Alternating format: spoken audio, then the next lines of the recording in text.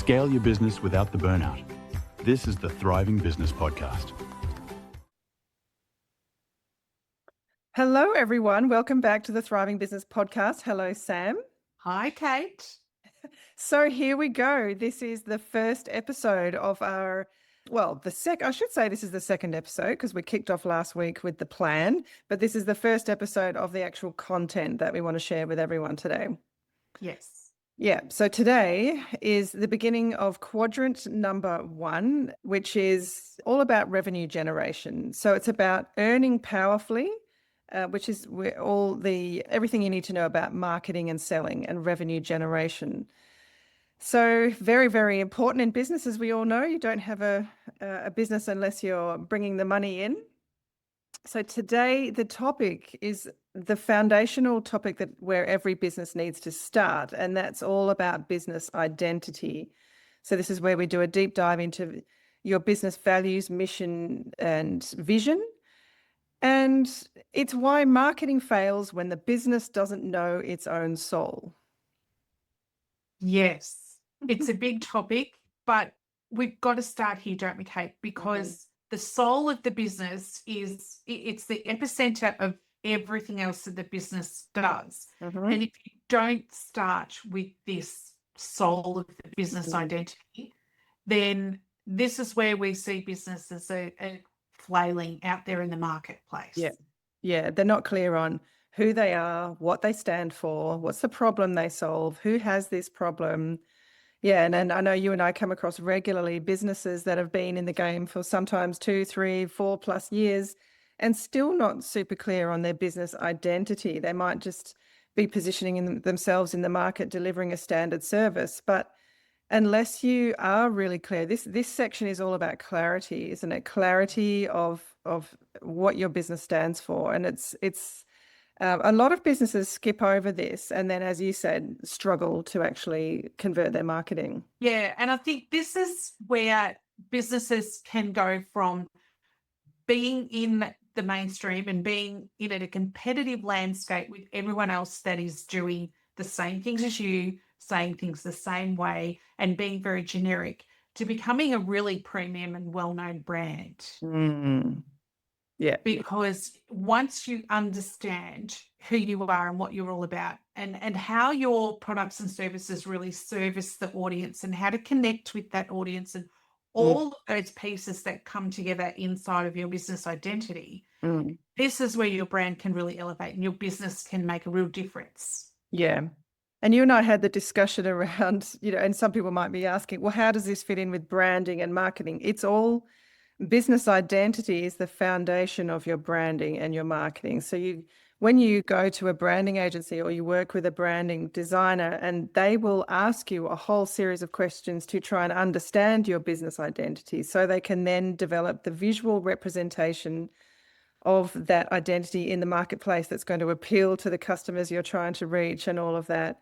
So when you're working with a branding designer, and we highly recommend that you do, and we'll talk more about that later, about the good, the bad, and the ugly of DIY branding and so on now with AI and everything. But yeah, when you work with a branding designer, they will try to uncover your business identity because they're trying to understand, okay, who are you? What kind of business are you? What personality is your brand? And then how do we translate that into a visual representation that will then, because first impressions count. And if someone sees your brand online on your website or on your socials or any brochures, first impressions do last. And so it's about making that strong impression. And you can't make that strong impression unless you're really clear about who you are and what you stand for. Yeah. And Kate, I want to ask you this question because what we see a lot from startups is their belief that the brand is just an extension of them. And I say that is true when they are a personal brand, but it is not true for all businesses. So what do you think about creating a brand persona that is separate from who the business owner is? Yeah, so I do exactly what you say, Sam. If you have a business that is a team where you might be the business owner, but you've got a whole team of people delivering work together, then yeah, you need a separate brand persona. I would say, collectively, what are we? Who are we? What values do we embody? What voice, what kind of personality do we have? Are we warm and approachable? Are we professional and dignified? Or, so yes, definitely a brand persona if you're more than one person. And as you said, as a personal brand, so I'm, for example, a personal brand, my business is me, then it really is an extension of me. Yeah. Yeah, as opposed to what I do, where Yes. brand has its own persona, and the brand is not me. Yes. So the '08, which is your new business. Yeah. Ocean's 8, which is all about, well, tell us about it, Sam, and how your brand persona is. Oh, look, the brand persona came about from doing a very deep dive into where we felt aligned and how we could communicate. And Ocean's 8, it's a movie about some very strong, powerful, and clever women. I know that they were doing something illegal, but they were so clever in the execution, and we loved the fact that Ocean's 8 is a team, and every person in that team has a specific purpose and a specific role to perform in order to pull off this heist. And that's what we were all about. That's what we wanted to, but we can't use the name Ocean's 8, so we went for the '08. And this is you and your business partner, Steph. Yes, Yeah. yes. And then, of course, laid into that, we focused on the '08 as the movie and what those characters represented. Which is the Sandra Bullock movie, right? Yeah. And it was a lot of fun to dive into that, because I love the character of Lou Miller, who's played by Kate Blanchett, who's Australian. And Steph very much sits in that Sandra Bullock space of the ocean and her character. Right. So it was interesting, even, the Australian connection, but then, when we were diving into the woo-woo side of things and finding out that, like my number is 8 and Steph's number is 8, and all of the roads were just pointing to this being the right branding for us. Right. So you've had to develop your brand persona, and because you're different, you're the Lou and she's the Debbie. Debbie. How do you combine those together to be a brand persona? Yeah. Yes. And so when branding is a fun exercise, isn't it? When you really get into it. Like I remember back in the day, Sam, when we would work with startups and we would help them figure out their brand vision boards, and we would ask them a bunch of questions like, if you were a drink, what kind of drink would you be? Are you an orange juice? Are you a G&T? Are you a red wine? Are you a martini? What? Are you a sparkling mineral water? Like, what are you as a drink? Then we'd ask them about a car or a cartoon character.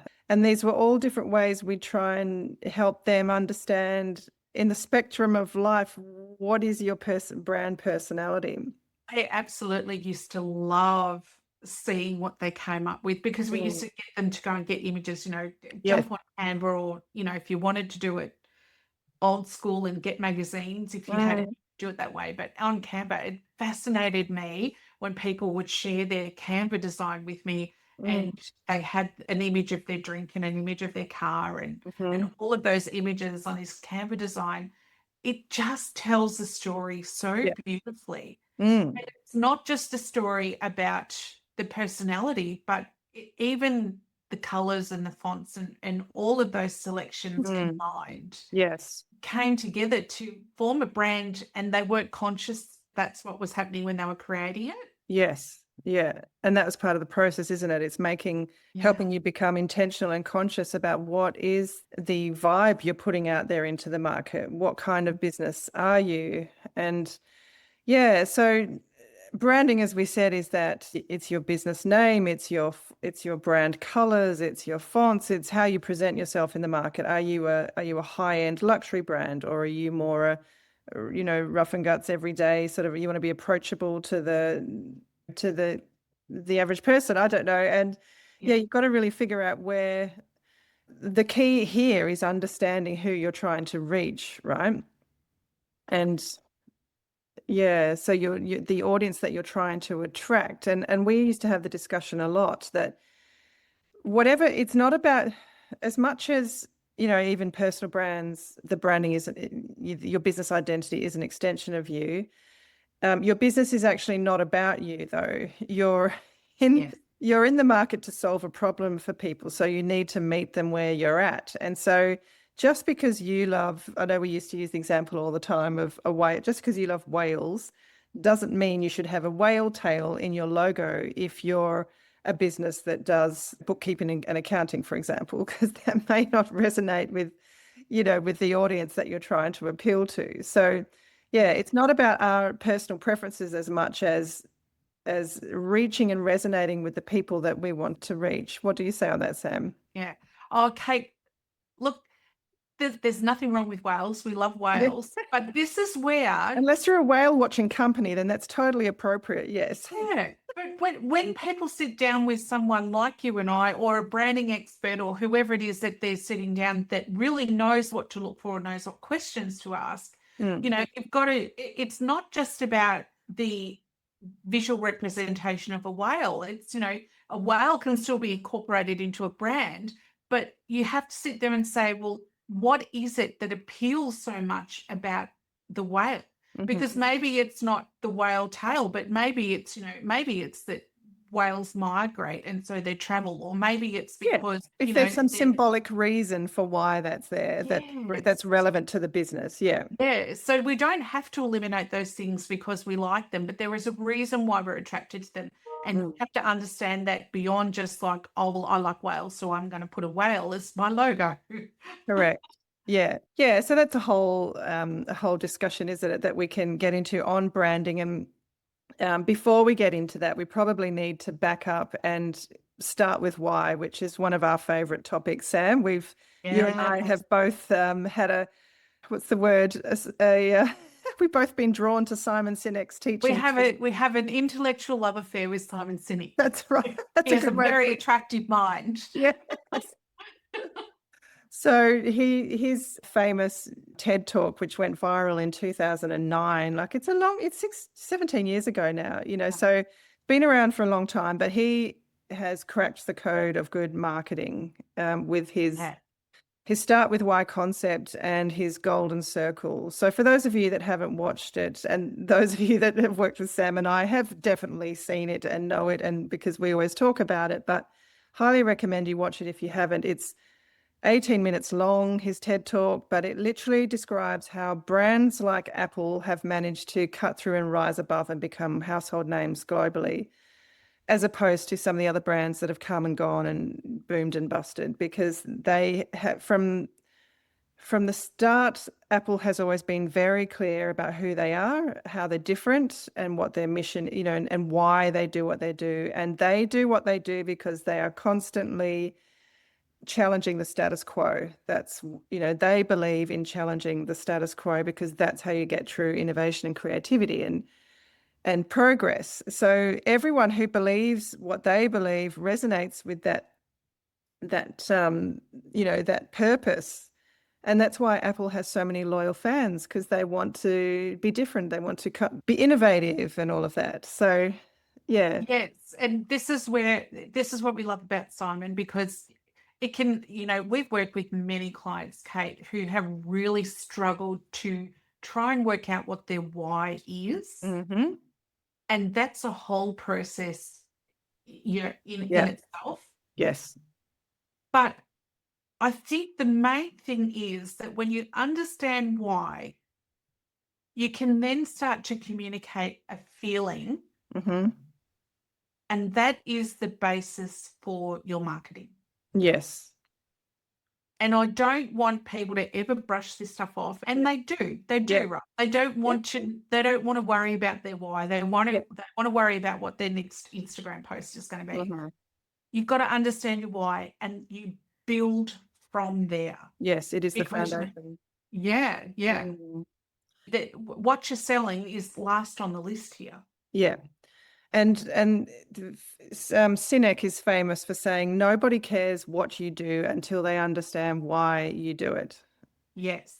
And we know that with kids, when they're like, Mummy, why is the sun round? Or Mummy, why is the ocean blue? And They don't even care what the answer is, as long as you give them a reason that sounds plausible, they're satisfied, And there's that really powerful study that was done, the photocopier study. Do you remember that one where they were studying the word because? Yes. Yeah. So they'd get a bunch of people to go into very busy photocopy stores. And this was done like 30, maybe more years ago. And you can Google it, the photocopy study or the Xerox study. Xerox, is that what they call it in the US? Xerox, yes. So there would be a queue of people waiting to use the photocopy machine, and they'd give people the instruction to go in and say, excuse me, can I jump the queue? And then either with or without the word because. The first round of people would say, excuse me, can I jump in? I've got to go to the doctor. And people would say, well, get to the back of the line. We're all busy too, But if someone would go up and say, excuse me, can I jump in the queue because my son is waiting in the car? As soon as you inserted the word because, the compliance went through the roof. And this was the fascinating thing about that study was it didn't matter what reason you gave after the word because, as long as you had a reason, people were like, yeah, sure, go in front. It was the most fascinating thing. And that's what Simon Sinek has tapped into with why. It's like, if in business you're doing something because you believe X, Y, Z, suddenly people are like, oh, yeah, because we believe, yeah, okay. And then he says always, your job is to do business with those who believe what you believe. So the people who don't believe what you believe, they'll just get naturally filtered out, and they're not people that you're meant to work with. I think one of the simplest and best examples of how to use your why in your marketing, and I will just say these words because I'm sure everybody the ladies definitely who listen should know this brand, and that's because you're worth it. Exactly, because you're worth it. Yeah. Is that Dove? Isn't it L'Oreal? Oh, L'Oreal, one of those. Yes. Is it? I don't know. Yeah, it's one of those. But it's a very powerful tagline. Any tagline that has the word because in it, it's powerful. So I always think of Emma Montgavin. She's a personal stylist, and her tagline is because life is so much better when you love the clothes you're in. And people go, yeah, it is. And or those that don't care about style, yeah, don't care. But those that care, about loving the clothes they're in, they resonate. And yeah, any tagline with because is a strong one, because you're worth it. Yeah. Yeah. And that's leaning right into what people believe. Exactly. Do you believe you're worth it? Do you believe you're worth it? Because if you do, we've got something to talk about here. And that's when the marketing and sales conversation can start happening. And that's how L'Oreal elevated themselves. They're just a standard regular producer of, moisturizers and so on. Yeah. But somehow they elevated themselves above through just clever marketing and branding. Yeah. Yes.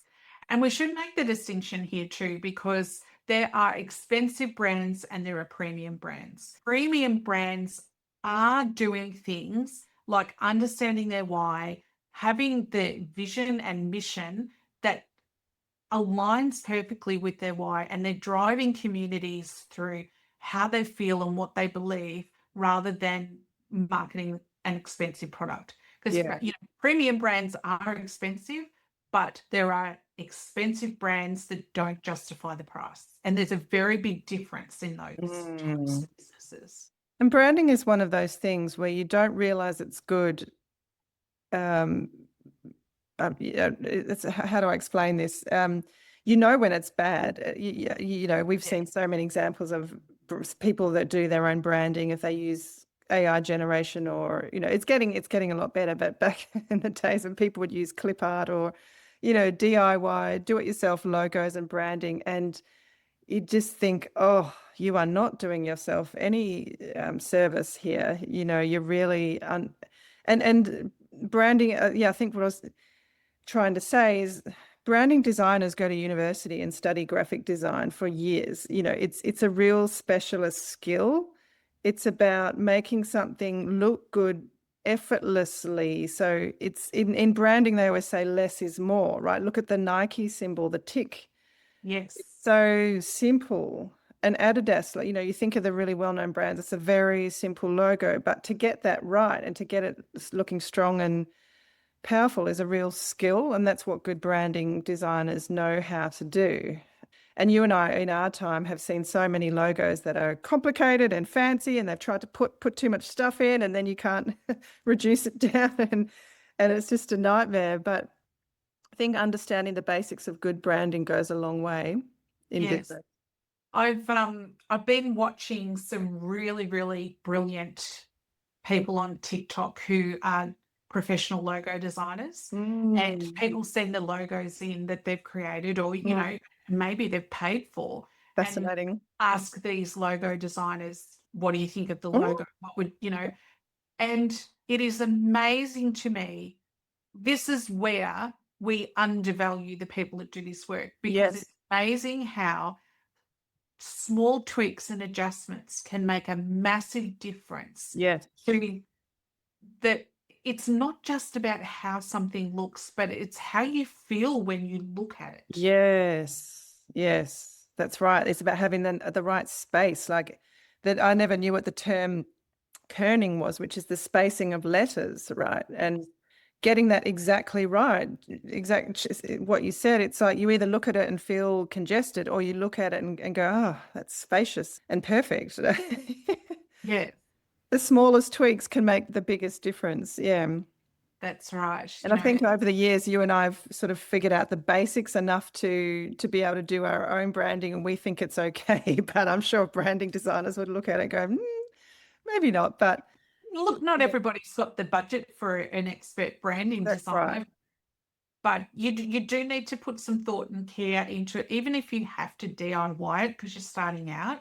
Yeah. There is so much that you can take on board, but please keep it as simple as possible if you're starting out. Yes. Because this is the other thing, Kate. We have seen some very overcooked logos in our time.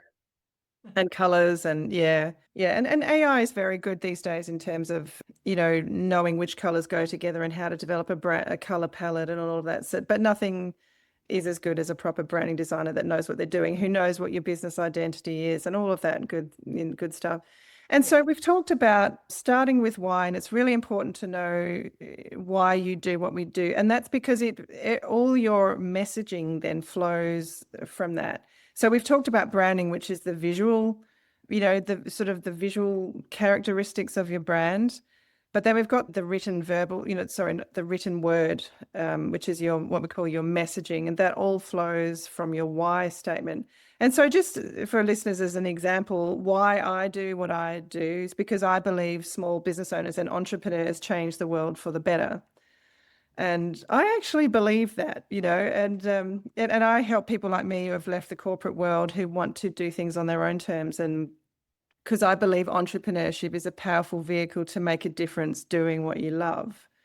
And so I tend to gravitate, those people that believe what I believe gravitate towards me, because a lot of people say, I read your story on your website and I wanted to work with you because so being very clear about that identity helps magnetize the right people to your brand and push away those that are not the right person to work with you. Because I think we all know what it's like to work with someone who's a mismatch to our values or belief system. It's just it's a lot harder. It is very difficult. Yes. Yeah. Yeah. And so if we talk through, starting with why is the belief statement. And as Simon Sinek always says, your why is where you've been. It's your backstory. It's all the experiences and everything that's brought you to this point where you are now doing what you're doing. The vision for your brand is where you're going. Yes. And the mission is how you're going to get there. And the values are the moral compasses that are going to guide you along the way. So I really like that distinction. The why is the backstory and why you're doing what you're doing. The vision is where you're going. The mission is how you're going to get there. And then the values guide you morally. Yes. And I've also, this is something that I love about Simon. He has been very clear in explaining that values should always be verbs, because values is something that you do. Not nouns. They're not a proclamation of this is who we are. It's a proclamation of this is how we do things. So we have to make sure that your values are verbs. Right. That's really interesting. Yes. Yeah. That's an interesting point because I've always thought, my values are freedom, but that's a noun. Yes. And I Mm. think, people have struggled to identify what their values are when they are given a list of nouns Mm.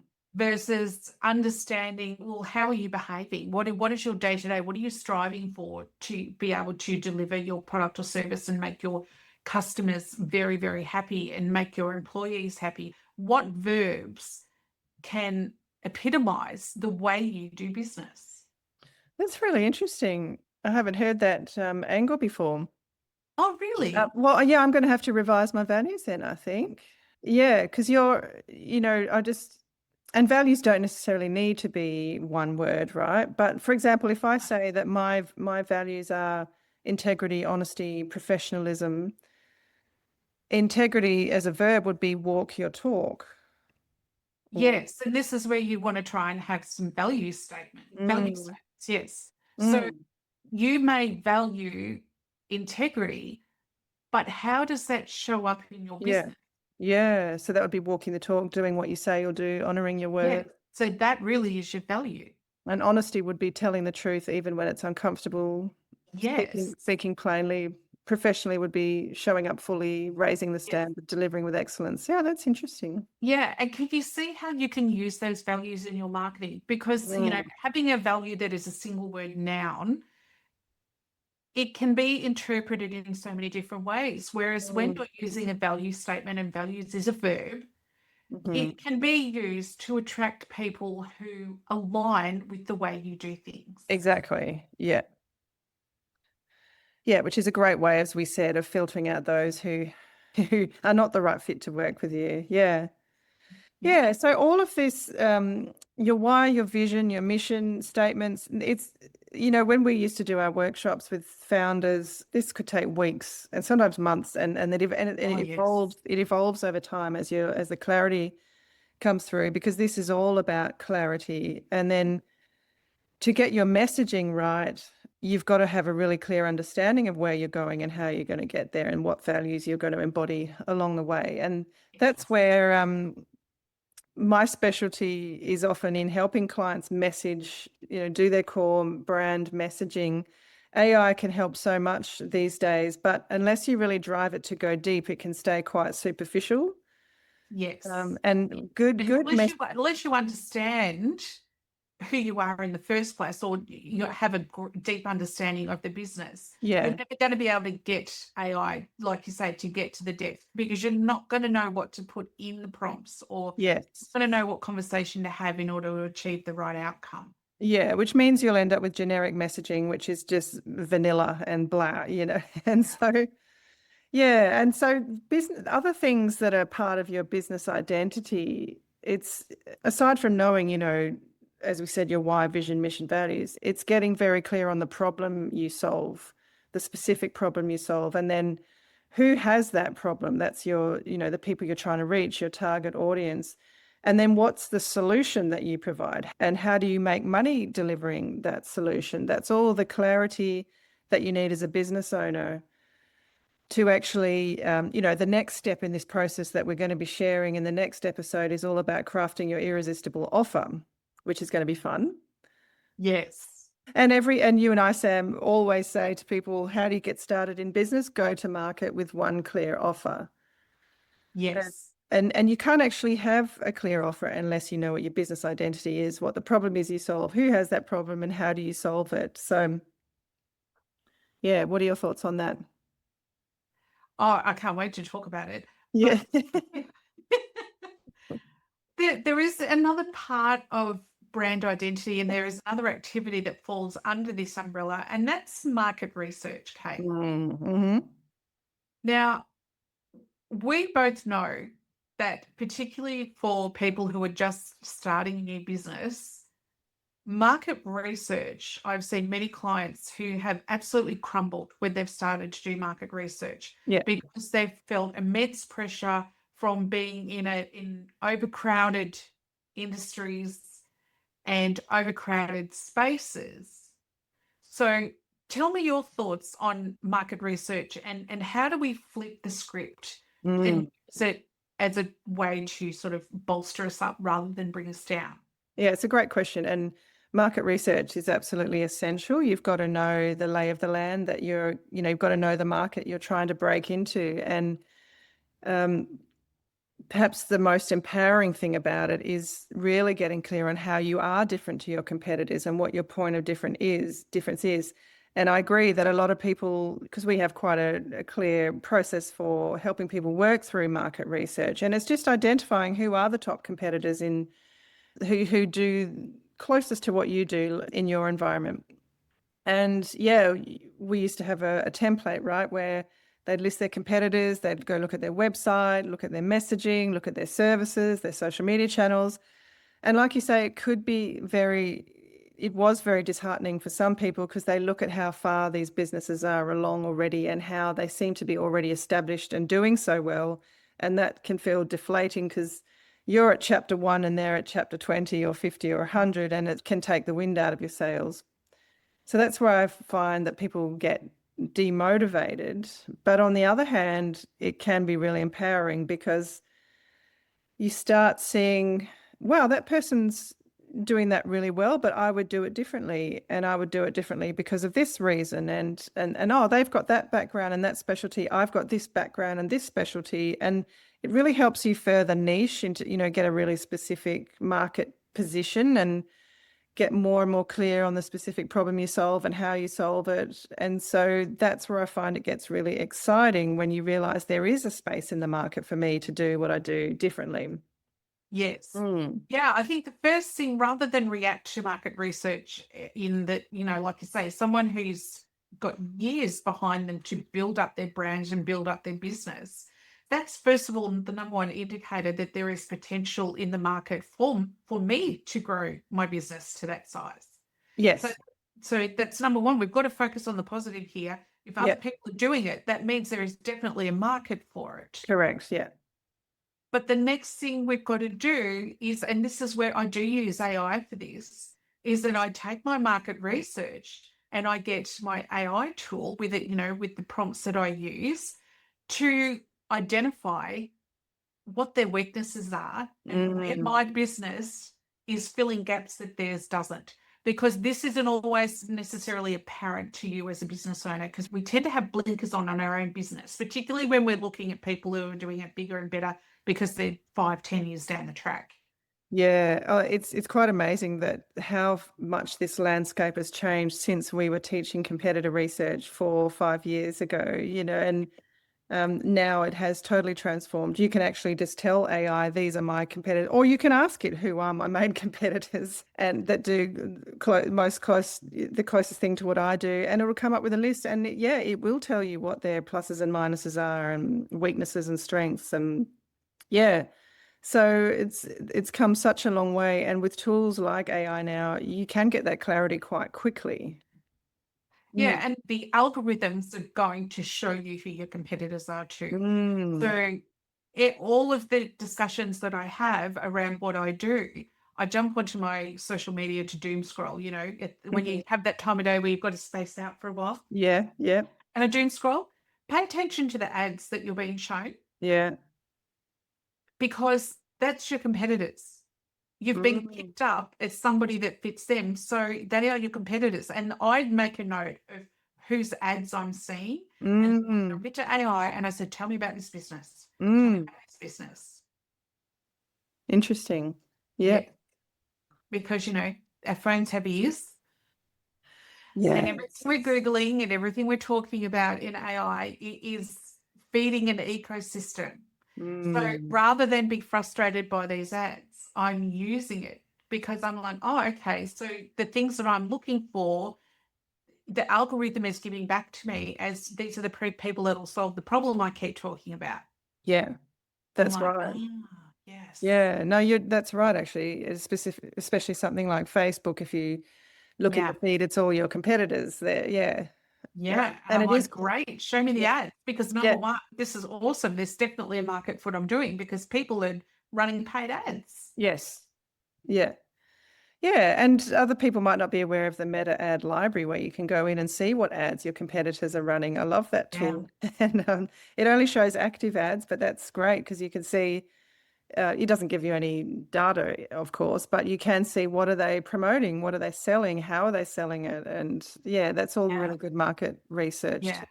Particularly if an ad's been running for quite some time, Yeah, you know that they're making money off it, it's because they're not working. feeding money into ads that aren't converting into sales, and there isn't a good ROI on it. So the longer an ad's been running, the more you want to pay attention to it. That's right.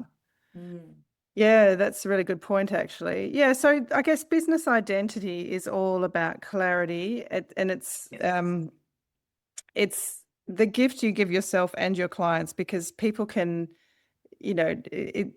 that clarity is everything in business, isn't it? It's if someone lands on your website and they see, oh, I know exactly what they do and the problem they solve, and yep, I have that problem, so this is the person I need. Whereas we've all been to those networking events where, you go around and do introductions and someone stands up and waffles for 3 minutes and you still don't know what they do at the end of their elevator pitch. And so the more specific, the more clear you can get, the easier it will be to attract clients and to win clients and do business, because, yeah, it's that old, the saying, if you market to everyone, you market to no one. Yes.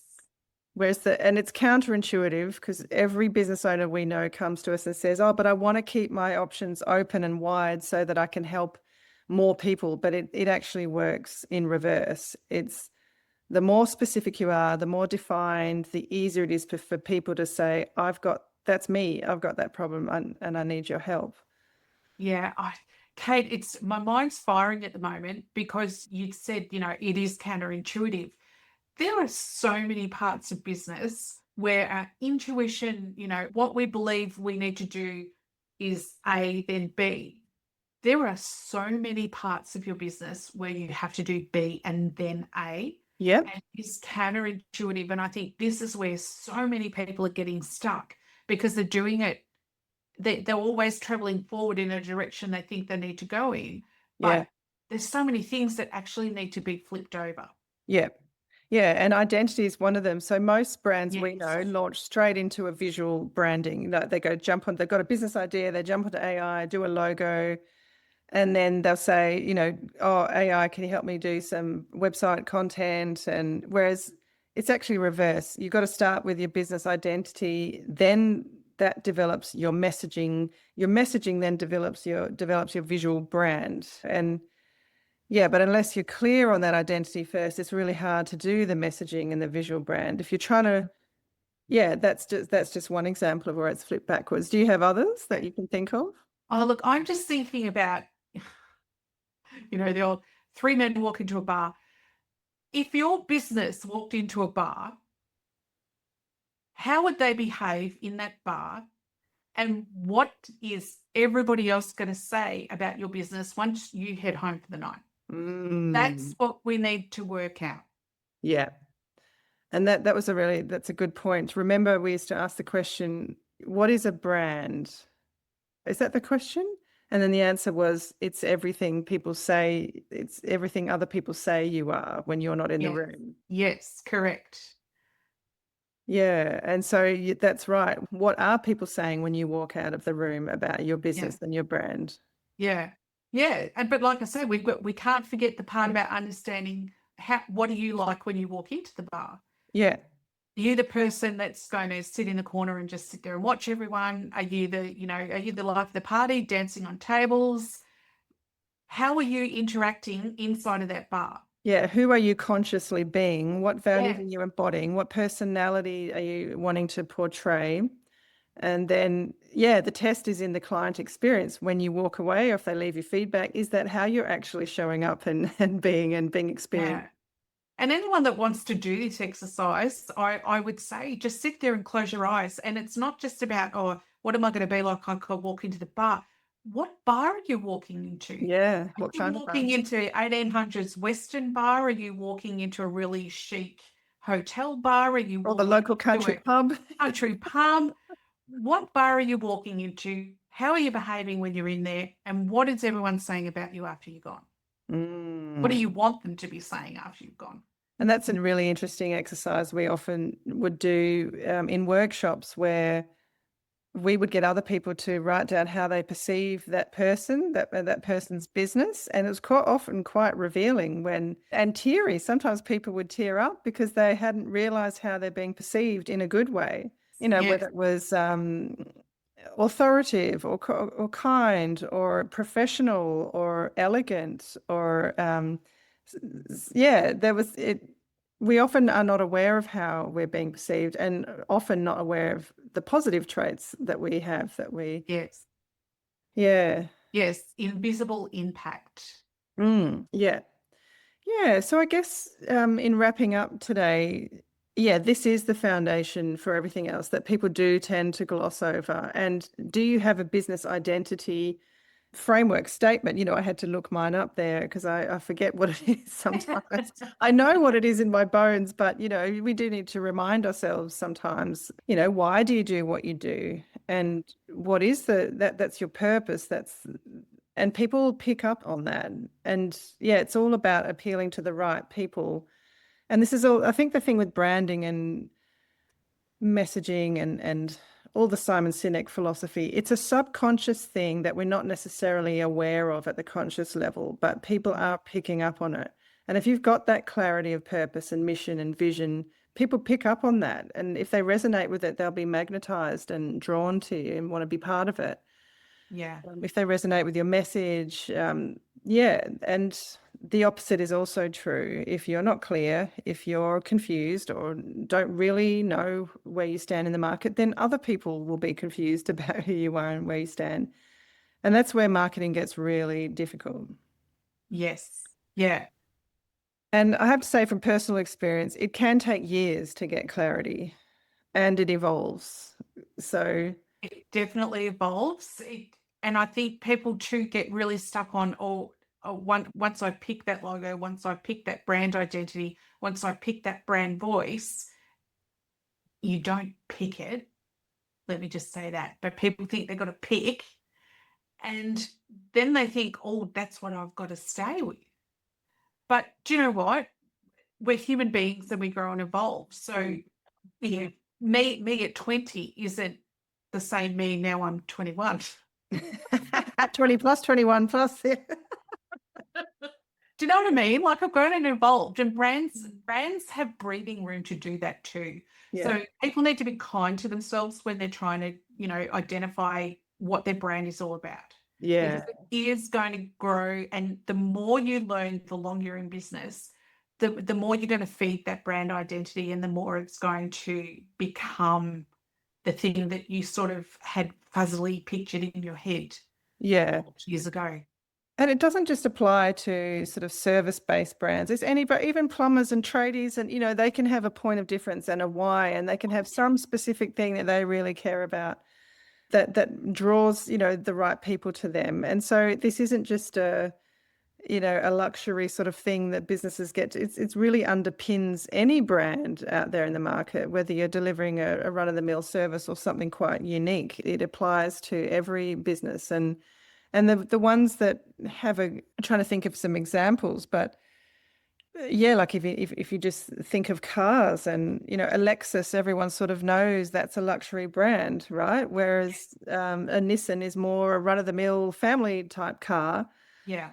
But the thing is with all those brands, they own that space and they fully embody that. And that's why that's their market position, and that's how they make their money, is fully owning that space. So I guess the question to everyone is, what's the space you're owning in the market? And and it can take years. For those of you that are feeling stuck, we do go through evolutions. And I was stuck probably 18 months ago. I was floundering for about a year trying to figure out who I was, because I was resisting sort of all the experience I'd had in helping new businesses. I didn't want to be a business coach for new businesses because everyone knows it's hard. They're bootstrapping. They don't always have a lot of money they're not in profit phase yet. So but they're the ones I truly care about helping. And so at the end of the day, you've got to do what feels authentic and what you're passionate about. And you will always, the right people will find you and pull out their wallets if they believe what you believe, and they can see, they believe in the vision that you're embodying. That's true. Kate, I would encourage all our listeners to just stop and have a little think next time you are hiring a tradie or you're going shopping, going to have a look for a new car. Because when you are making the decision about who to hire or where to shop or which product you're choosing, think about the reasons behind why. Yeah. When you're choosing your tradie, it's not the tradie with the prettiest logo. Mm. There are more subtle and nuanced reasons why Yes. you select that tradie over that tradie. Mm-hmm. There are those reasons why you're going to choose a Mercedes or a Lexus or a BMW. Mm-hmm. And let's premium brands that have brand fans, you know. Mm. That's So right. Loyal brand fans. Yeah. that's right. So there are reasons that the brand is communicating a certain thing that people connect with. So next time you're out there doing anything, think about the reasons why you might be connecting with a particular brand, shopping in a particular place, because that's going to start to give you an understanding of what you need to communicate and how you need to communicate it in your own business. Correct. Yeah. Very true. Yeah. And once again, it's all subtle subconscious stuff that we're not always aware of. But if you do start thinking about it, it's like, oh, yeah, I picked them. Yeah, because sometimes the ugliest branding doesn't matter if they're really embodying the values of trust or whatever it is that you're resonating with. Yeah, and I guess it's an important point that branding is not everything. And I've seen plenty of businesses that are thriving without, you know, without ever investing much time or effort into their branding. But it's because they've really found a position in the market, embodied the values they want, delivering a service that, you know, they're just very clear on what they do, the problem they solve, and the people that have that problem love them. And then the social credit, social proof builds up and it all rolls from there.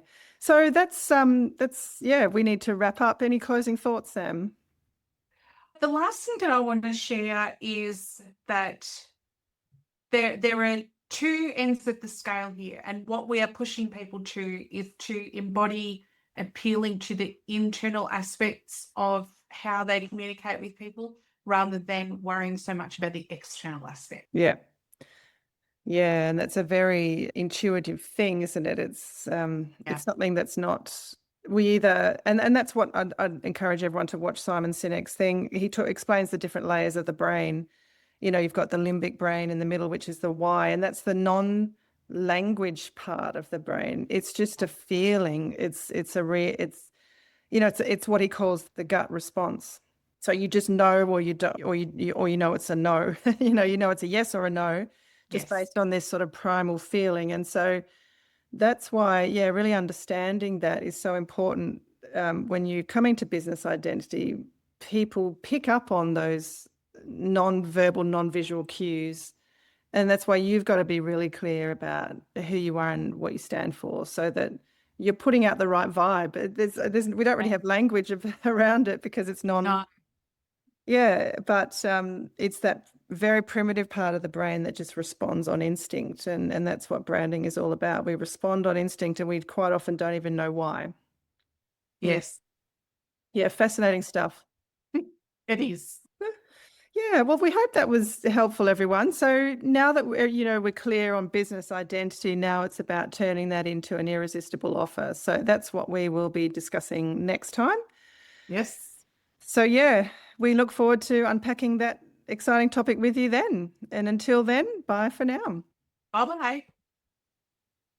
You've got the strategies, now let's build the systems. Whether you're joining our workshops or transforming at our Bali Business Retreat, we're here to help you scale without the burnout. Visit thrivingbusinesspodcast.com to join our community. Until next time, keep building a business that thrives.